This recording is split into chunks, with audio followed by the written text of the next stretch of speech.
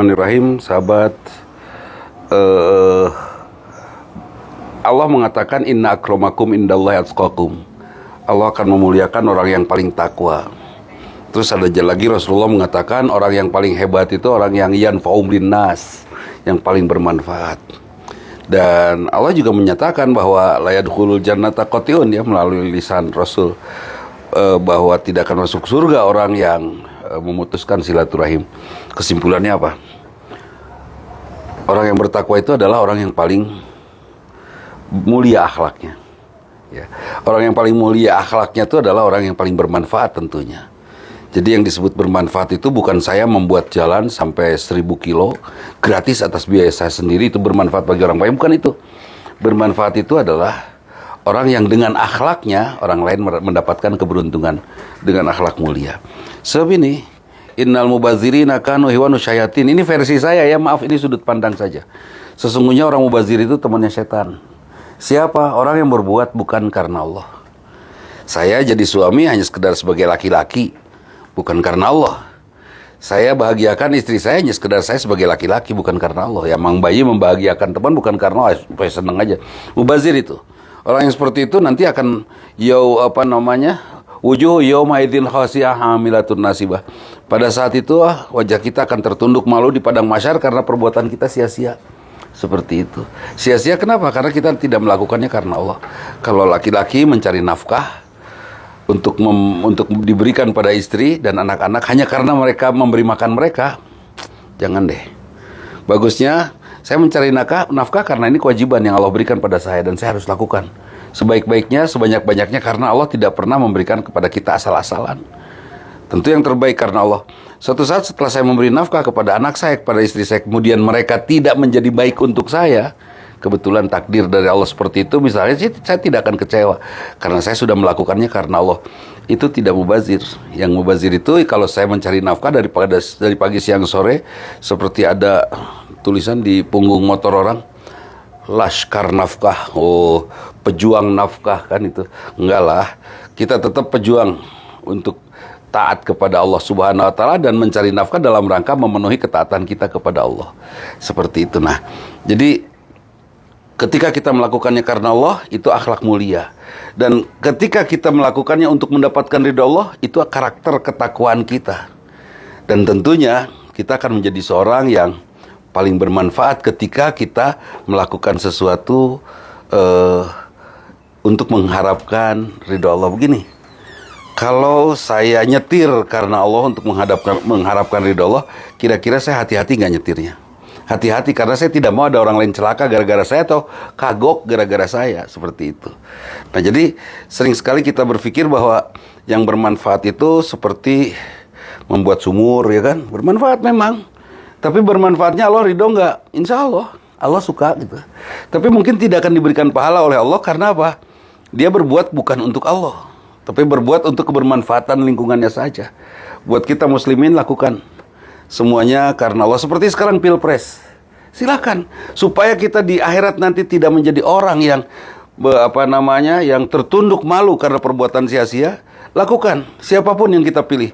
Ganjar Pranowo silakan, Prabowo Subianto silakan, Anies Baswedan silakan. Tapi satu hal, lakukan semuanya lillahi ta'ala, karena Allah. Insya Allah kita akan jadi masyarakat Indonesia yang selalu dituntun, dibimbing, dilindungi oleh Allah apapun yang terjadi dengan semesta ini. Karena apa? Kita melakukannya karena Allah. Dan suatu saat kita pulang kepada Allah di padang mahsyar, kita akan duduk atau berbaris, ya, dengan tenang karena apa yang kita lakukan di muka bumi tidak sia-sia. Artinya karena kita sudah melakukannya karena Allah. Kang Iwan makan satu piring, tersisa setengah, mubazir tidak? Mubazir, cek bahasa gaul mah. Tapi kalau dalam bahasa agama tidak, yang setengah itu untuk lalat, untuk cacing, untuk larva, untuk makhluk lain lah, iya kan? Yang setengah yang lagi untuk kita. Yang mubazir itu Kang Iwan makan tapi untuk kenyang, bukan untuk Allah. Itu mubazir. Karena itu wajar kalau disebut orang yang mubazir itu temannya setan. Kenapa? Karena setan melakukannya untuk hawa nafsunya, bukan untuk Allah. Iya kan? Dan kalau kita melakukan kebaikan karena hawa nafsu kita, ada nggak sih kebaikan karena hawa nafsu? Ada. Panas, orang bikin masjid, dia pengen bikin masjid juga. terus diumumkan, dia bikin masjid 1000 meter, saya 2000 meter, diumumkan. Bukan karena Allah, karena kepanasan kan itu. Silahkan saja, tapi itu mubazir. Nah karena itu, jangan sampai sesuatu yang nilainya agama, malah kita sia-siakan begini.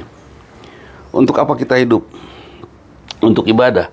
Ibadahnya untuk apa? Untuk Allah? Bukan. Ibadahnya untuk kepentingan kita. Tapi supaya hati kita bersih apa? Yang harus kita lakukan. Lakukan ibadahnya karena Allah. Karena Allah yang menyuruh kita. Karena Allah yang memerintahkan kita. Insya Allah dengan ibadah, lahir batin kita, pikiran perasaan kita akan sehat. Kemudian kesehatan lahir batin, pikiran perasaan kita ini berguna untuk apa? Ya untuk semakin mengagumi Allah. Karena ternyata Allah, kita itu bisa kagum kepada Allah kalau kita beribadah. Tiba-tiba saja rasa kagum itu hadir, tapi itu tidak sempurna.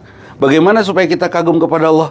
Coba deh, dari ibadah hadirkan oleh kita akhlak mulia, kebaikan.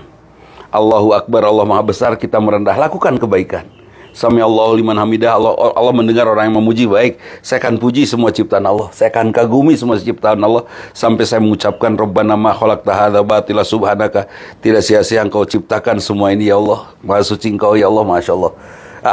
Sudah semua ibadah membentuk, mendorong kita berakhlak mulia, muncul lagi. Nanti rasa rindu kepada Allah, kagum kepada Allah. Karena apa? Kekaguman kita kepada Allah setelah kita berbuat untuk Allah. Kang Aye berbuat untuk istri, terus melakukan sesuatu untuk istri, lama-lama akan mencintai istri habis-habisan. Tapi banyak laki-laki yang tidak melakukan sesuatu untuk istrinya, sehingga rasa cintanya pada istri segitu aja kan itu, bahkan pudar. Nah, demikian juga kepada Allah, ketika kita lakukan semuanya karena Allah, maka insya Allah kita akan kagum kepada Allah, bahkan kita akan kagumi istri kita, karena ini ciptaan Allah kan itu. Nah, setelah kagum kepada Allah, maka kita akan berbuat semakin dalam lagi untuk melakukan sesuatu karena Allah. Terus akhirnya kita akan melakukan banyak kebaikan. Pada ini, kalau kita sudah melakukan kebaikan karena Allah, kira-kira mental kita sehat nggak? Sehat, akan sehat ya. Akan segar mental kita. Kalau mental kita sehat, kira-kira kita lebih mudah berbuat baik atau berbuat tidak baik? Berbuat baik. Kalau kita sudah berbuat baik terus, kira-kira Insya Allah ya, kita akan menjadi orang paling bermanfaat pastinya. Kan gitu. Gini, Agus Kartanu. Ini Agus berbuat salah. Saya tidak menyalahkan Agus. Tidak. Ya sudah saja. Yang pasti saya memberikan suasana baik dan enakan aja buat Agus. Nanti Agus terus berbuat baik sama saya karena saya baik sama dia. Ketika dia bergembira, ketika dia bergembira, seorang yang bergembira kira-kira ada nggak sih dalam dirinya kehendak untuk melakukan keburukan? Orang gembira itu pasti mengarah kepada kebaikan. Jadi seperti mendidik anak. Berikan saja kegembiraan, nanti juga anak bakal baik. Ya nggak usah diatur harus gini, harus gitu, nggak. Berikan aja kegembiraan di dalam rumah, suasana asik di dalam rumah. Ya insya Allah anak akan dengan sendirinya hadir berjalan ke wilayah-wilayah yang benar. Seperti itu. Kenapa banyak orang berbuat salah? Ya karena ada ketidakgembiraan pada dirinya. Ada ketidakbahagiaan pada dirinya. Ada dorongan-dorongan negatif pada dirinya. Ujungnya jadi negatif. Seperti itu. Nah, setelah kita berakhlak mulia, maka kita akan menemukan sesuatu yang luar biasa. Mental, jiwa yang sehat. Sahabat, kalau jiwa kita sudah sehat, Masya Allah, kita akan pulang tentram, kita akan bersama siapapun tentram. Bahkan apapun kondisinya kita tentram. Konon ya, kata Ibu Najwa Shihab, tahun 2050 katanya ada hasil riset bahwa dunia akan menghadapi suasana panas yang berlebih sampai menginjak ke angka 60 derajat Celcius, angka yang tidak sanggup manusia untuk menghadapinya, angka panas. Masya Allah. Tapi kalau hati kita sudah sehat, saya yakin tidak takut lagi kita menghadapi itu, insya Allah.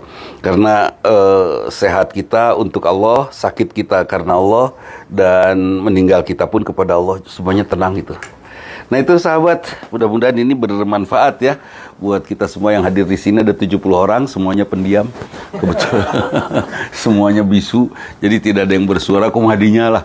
Yang jelas, mudah-mudahan ini bermanfaat. Mudah-mudahan Allah ridho kepada kita. Itu saja, mohon maaf. Aku qouli hadza wa astaghfirullah li wa lakum. Assalamualaikum warahmatullahi wabarakatuh.